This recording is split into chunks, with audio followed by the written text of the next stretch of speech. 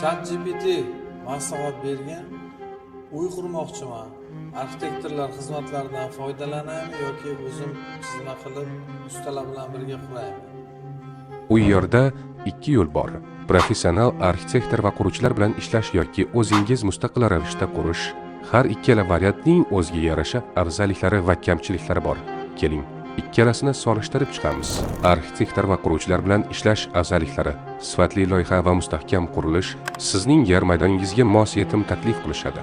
Qurilish qonun qoidalariga mos ravishda ishlashadi. Chizma va snechalar aniq bo'lgani uchun pul va vaqtni tejashga yordam beradi. Kamchiliklari: professional xizmatlar qo'shimcha xarajat talab qiladi. Har doim ham ishonchli mutaxassislarni topish oson emas. O'zingiz qurish afzalliklari: pulni tejash, arxitektor va quruvchilar haqini bermaysiz. Barcha jarayonlarni o'zingiz nazorat qilasiz. Istalgancha o'zgartirish kiritishingiz mumkin. Kamchiliklari: agar tajriba bo'lmasa, xatolarga yo'l qo'yish ehtimoli yuqori, qurilish sifati kafolatlanmaydi. Ko'p vaqt va kuch talab etadi.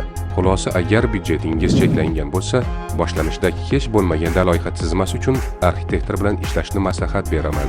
Keyin qurilish ishlarini o'zingiz nazorat qilsangiz bo'ladi.